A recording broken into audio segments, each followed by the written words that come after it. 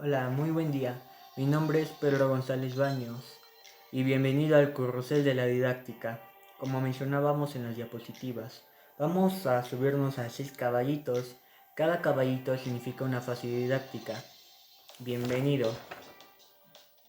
Bueno, primeramente vamos a subir al caballito más viejo, que se llama fase artesanal. En esta fase podemos decir que es la primera, la génesis de la didáctica.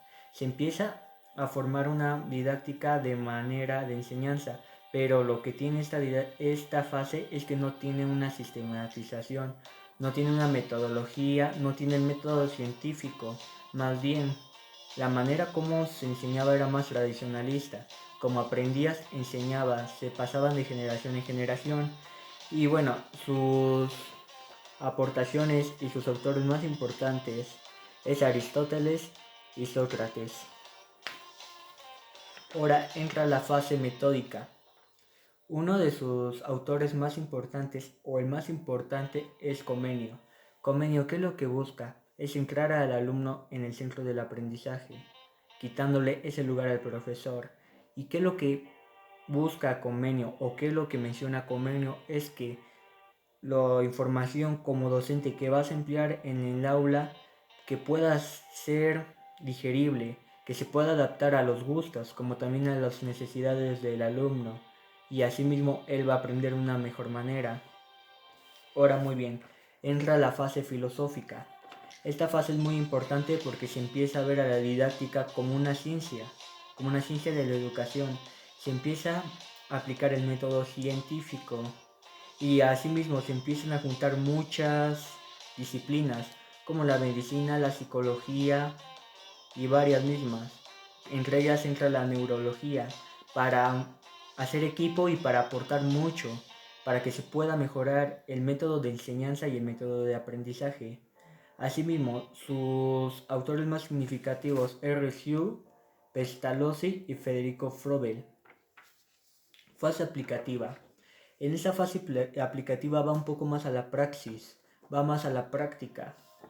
Y uno de sus autores más significativos es de Crowley, María Montessori y Freinet.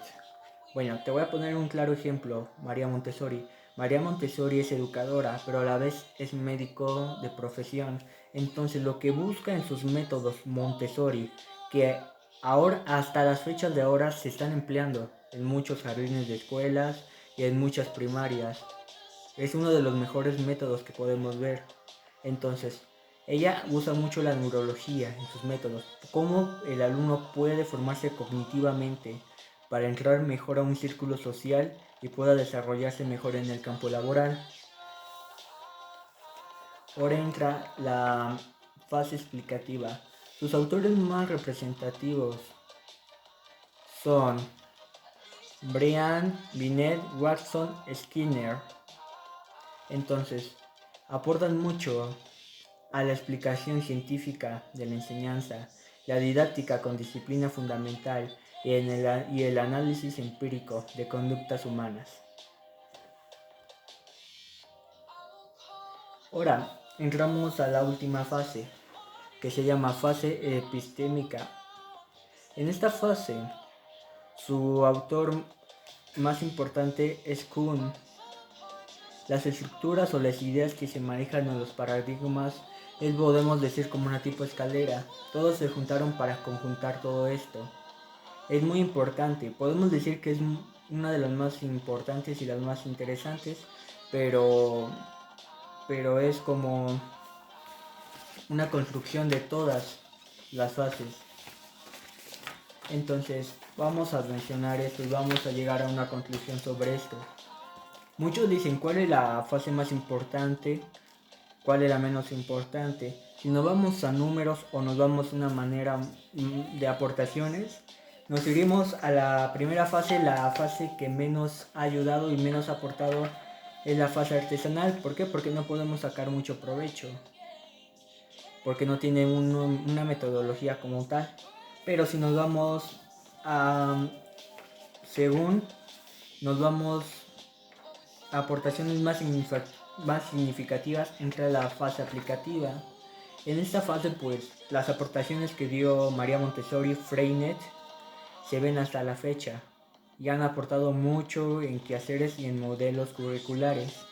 Pero bien, si nos vamos a un antes y un después, nos iríamos a la fase metódica, porque a partir de esta fase se empieza a ver más, se empieza a tener un conocimiento científico, se empieza a ver cómo podemos hacer para mejorar la educación, pero si nos vamos a antes y después de una manera más concisa, entra la fase filosófica. ¿Por qué? Porque se empieza a ver a la didáctica como una ciencia.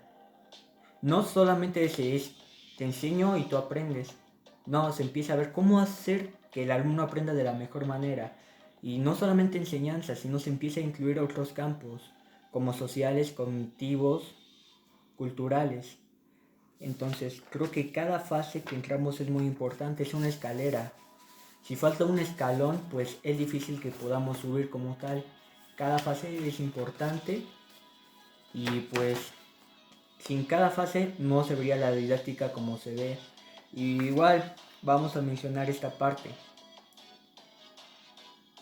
Hasta aquí no se quedan las fases de la didáctica.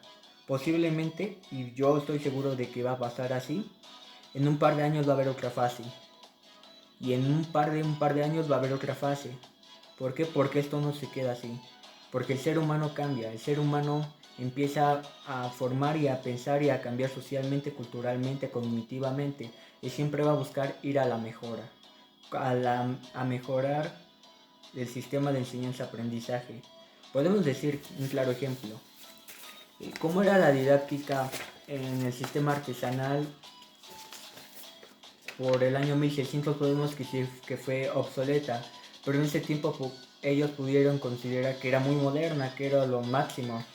Lo mismo que en estos tiempos de la fase explicativa seguimos considerando que es obsoleta, que el conductismo, que modelos tradicionalistas, el positivismo, que el profesor está en el centro de la educación, lo vemos como obsoleto, pero en ese tiempo lo veían como lo máximo. Ahora mismo, los modelos que vemos de escuela nueva lo vemos como lo máximo, lo mejor. Pero en un par de años nuestros hijos, nuestros nietos van a ver estos modelos como algo obsoleto. ¿Por qué? Porque va a haber nuevos modelos, porque siempre va a ir al cambio. Espero que te haya gustado esta sesión y síguete divirtiendo en esta feria. Adiós.